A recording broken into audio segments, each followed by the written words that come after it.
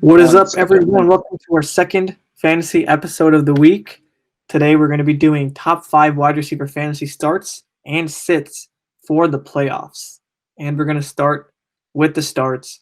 Number 1, we have Brandon Ayuk, a wide receiver for the 49ers, and a pretty good matchup against the Cowboys. He does have Nick Mullins, who's kind of an unreliable quarterback, throwing to him. But Arjun, you still like him this week. Why is that? So I wouldn't consider Nick Mullins to be completely unreliable. I'd say he's like a serviceable quarterback who won't really lose you the game that much, but is just a game manager at this point, obviously. And a guy like Ayuk, who this whole team is built on guys who are yak players, and Ayuk is obviously one of them. And with with the yak players, you don't have to make insane throws. You can just do short slants, give it to them, run. They'll just run. And now Ayuk is getting a great matchup against a Cowboys defense, who is one of the worst. Is number two, I think, against wide receivers in fantasy. The second worst defense against wide receivers in fantasy. And with Debo Samuel out, he's and Kittle still not playing this week. I think it's going to be this is his game, and there's no one else to take the targets from him. And yep, this is his game to run, And and he could potentially go off for like some insane amount that Richie James did a couple weeks ago with like 100 something yards and a touchdown. for sure. And you already know Shanahan's going to design some like really creative plays for him. They're going to get him open. They're going to get him with blockers ahead of him, and he's got the speed to take it all the way to the house if necessary.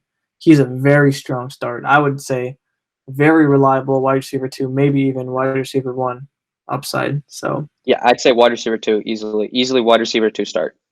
yeah.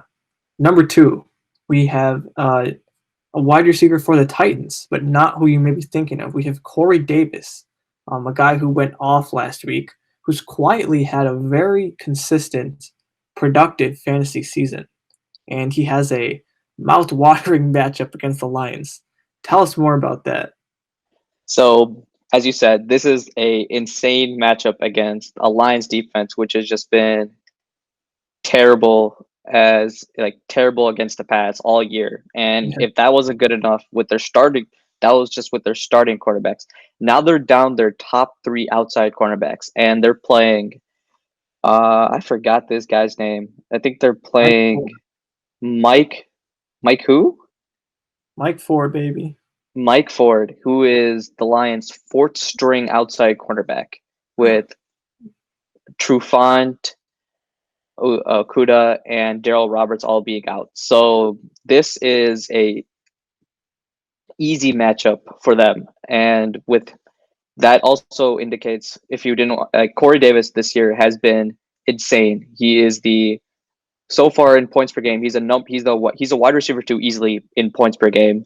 He's had a Oh, couple duds here and there, and if you ignore the duds with like that 0 pointer, I think, and he's been injured a couple times, but he's been very solid this year for anyone who's taken a shot on him.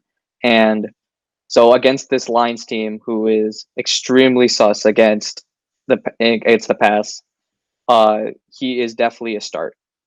yeah, It's 100%. easily as a wide receiver too. Yeah, 100%. And just to Him, make sure, that means you start AJ Brown as a wide receiver one. yeah, Don't exactly. A.J. bother. Brown, Corey Davis, no brainers, right? Number 3, we have T.Y. Hilton on the Colts. I drafted him, so I know better than anyone that he started out the season with dud after dud after dud. But in the last few weeks, last 3 weeks, he's picked it up a lot. And he's playing the Texans this week. The last time he played the Texans 2 weeks ago, he went for 21 points. So you're liking T.Y. Hilton this week, is that right?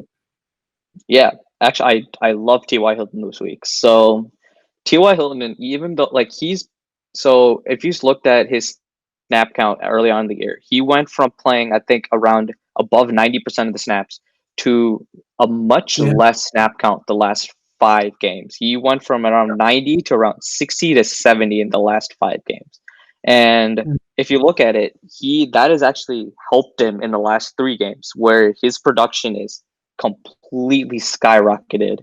And these are bad defenses, but who cares? This is fantasy. He's going against his schedule for the rest of the year is looking extremely good. He gets Houston this week, then he gets Pittsburgh, who's been very bad. Even though it's a good defense, they're very bad against receivers. And then he gets Jacksonville week 17 if you guys ever play week 17 championships. But T.Y. Hilton has just been known to absolutely torch the Texans, and he's on a roll, and the Texans are horrible against the pass. Hargreaves is not going to be they're both their cornerbacks, Hargreaves and who's the other guy? Hargreaves and Philip Gaines are not good. They're going to get absolutely torched by T.Y. Hilton and Michael Pittman as well if you're considering starting him as a flex. But T.Y. Hilton, I would consider him a high-end wide receiver 2 this week with how he's been playing, and Philip Rivers definitely looking to get him the ball a lot more now than he was earlier on in the year.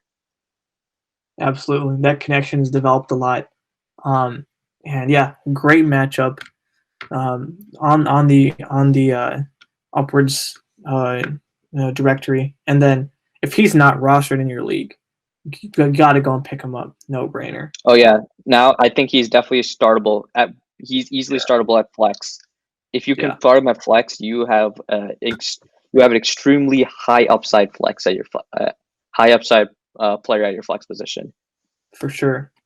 And number 4 might be a little bit of surprise. Russell Gage of the Atlanta Falcons, not Calvin Ridley, Russell Gage.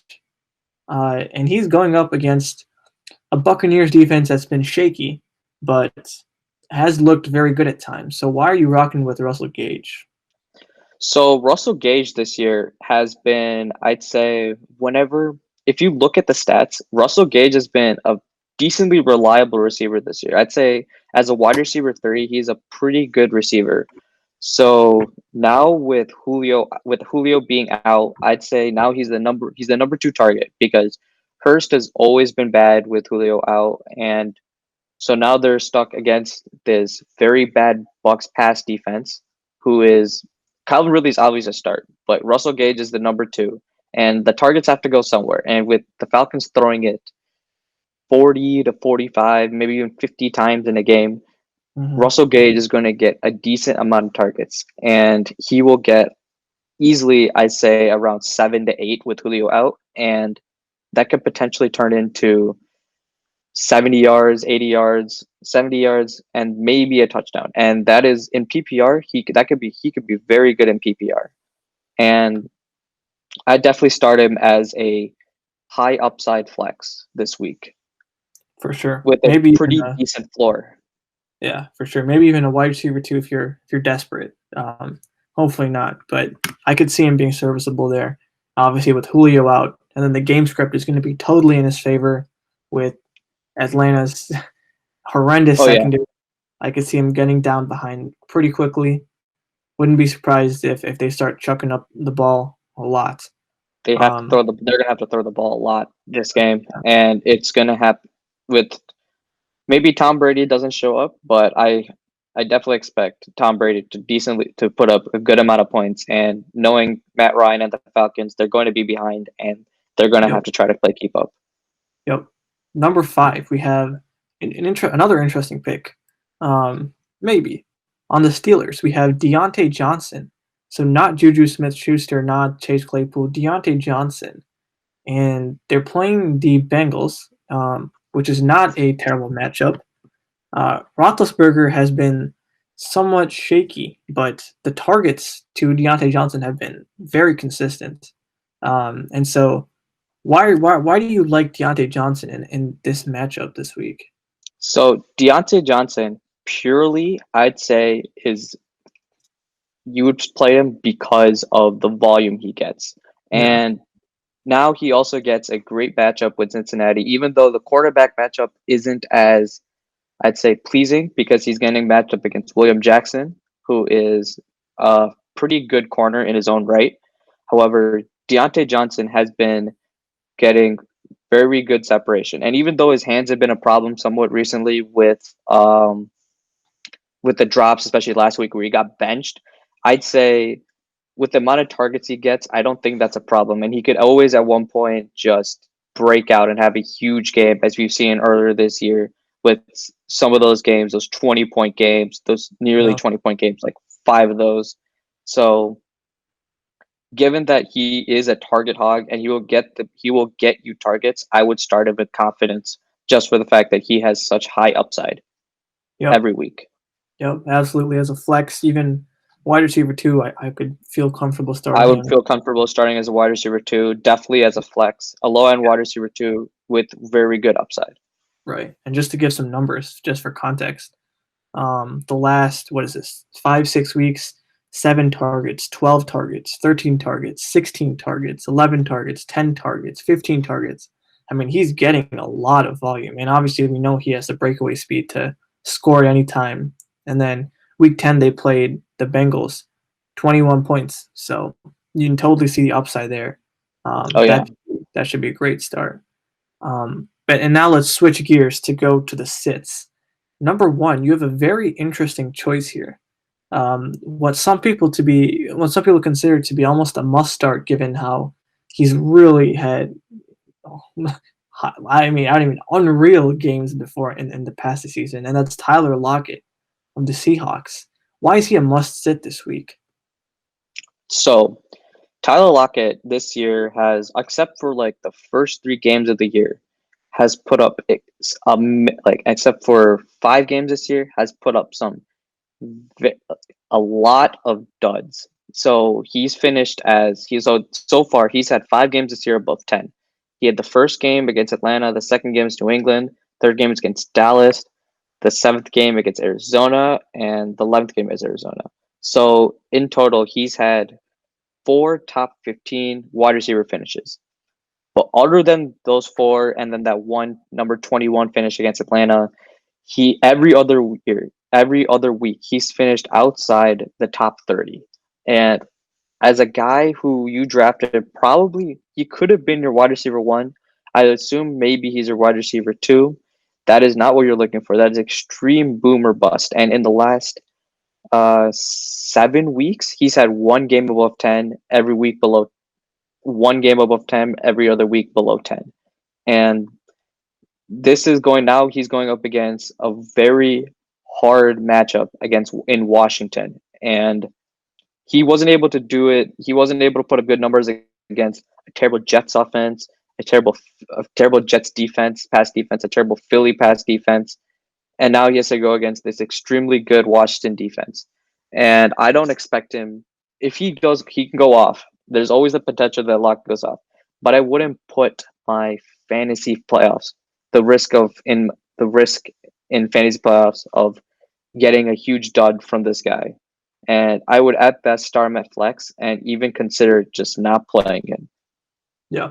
And speaking of bad matchups, we've got, I was going to say Robbie Anderson. You can say any receiver on the Jets. You can say Brashad Perriman. And I'm going to guess probably because they're going up against the Rams, right? You got Jalen Ramsey locking you down. You've got Aaron Donald running at you. You've got the excellent pass rush. Is that why Jameson Crowder and any Jets wide receiver is a must sit this week? So Jamison Crowder and the Jets offense has been anemic this year, and Adam Gase needs to go, but that's for another day. But this offense is just not going to be able to get it going, especially against this extremely good Rams pass defense who've been clamping up receivers all year, and now going against much more mediocre receivers compared to what they normally face in Crowder, Mims, and Perriman.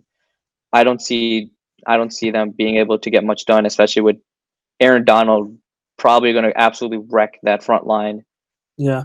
of Oh, that offensive line. And yeah. this is No time if to you're no time to yeah think. if you're ever considering a Jets receiver, probably only Crowder as a flex. And even though he has some great showings early in the year, he has completely fallen off. And I would not even consider. I would consider him maybe a flex, but not in this matchup. Definitely Yeah. not in this match. I'd bench him.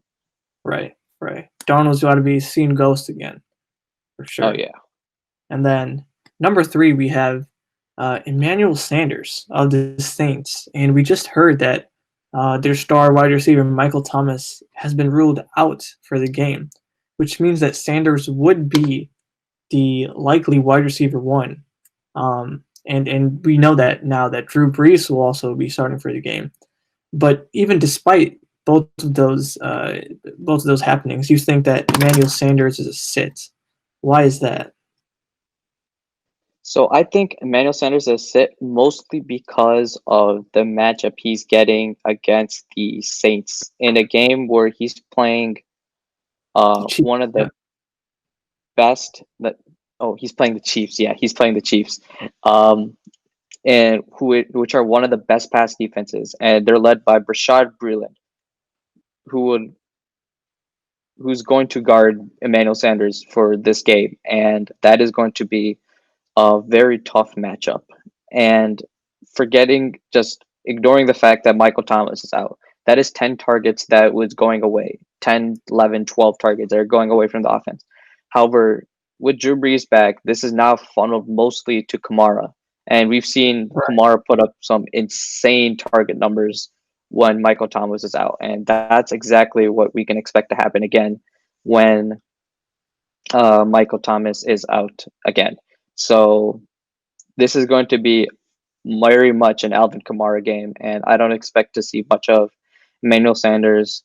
And I think actually the number two targets in this week is going to end up being Jared Cook, who could end up seeing a lot more targets with Emmanuel getting shadowed um, by Breland. Breland all game.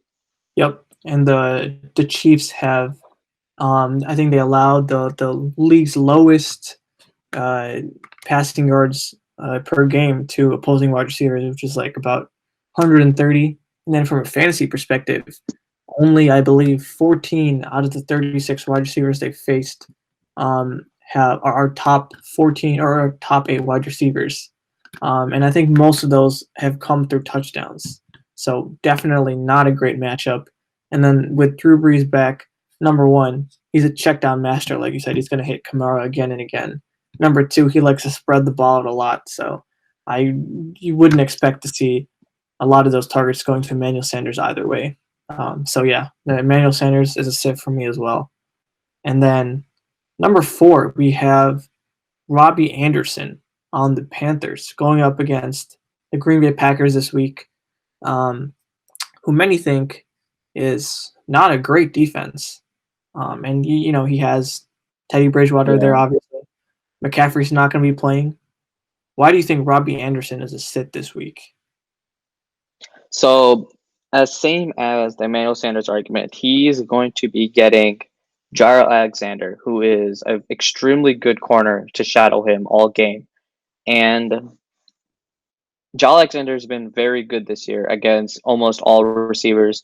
He's led up a couple games, I think, like against Al Robinson and other guys, but he's been a very solid this year. And with Robbie Anderson, he's not as talented as those guys, and so I expect John Alexander to be able to keep him in check pretty much the whole game this year, for pretty much the whole game, and I expect them to take that into account, and I think the Panthers will go elsewhere to DJ Moore or Curtis Samuel, and I can see Yeah, I can see Robbie Anderson. I can see him being at best a flex with him getting a decent amount of targets. I'd say in like the 6 to 7 range, but I'd say he's not going to be able to get the ball as much as he wants out in space as much as he wants against and gets like an all pro corner like Joe Alexander.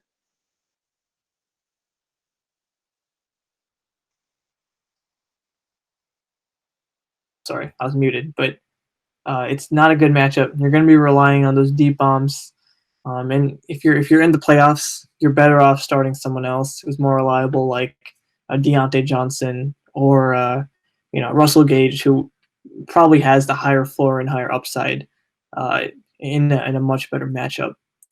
And then to finish it all off, number five, we've got someone who disappointed the entire season. There's probably not that many fantasy managers who are thinking of starting him anyway, that we would hope. And that's DJ Chark of the Jaguars. Going up against the Ravens, he's been up and down all throughout the season, mostly down. Why is he a sit this week? So I was decently high on DJ Chark coming into this year, getting some, being able to play a year with Minshew, building that rapport, and then coming into this year again, I thought he could be a steal at the ADP he was drafted at. However, it's not been turning out that well this year, especially given how much Minshew and the whole team in general has spread out the ball a lot more this year compared to last year, where DJ Chark was getting a lot more targets. Now it's everyone is getting targets. Five, Keelan Cole, Laviska Chenault, him, and James Robinson's now in the mix. And so it's hard to trust DJ Chark this year. Not a great matchup, not a great situation. He's very reliant on Minshew. Without Minshew, I wouldn't trust him at all, even during the regular season. Forget the playoffs. And so there you guys have it. 5 starts, 5 sits at the wide receiver position. Um, Hopefully, you guys can pull out the win this week and secure the win at the championship. You already know we're going to be providing advice next week as well for those of you that make it. So I wish you good luck. Make sure to leave a like on this video if you enjoyed it and you want to see more fantasy content. Make sure to subscribe. Check out our other video that we did on running backs for this week. And we'll see you in the next video.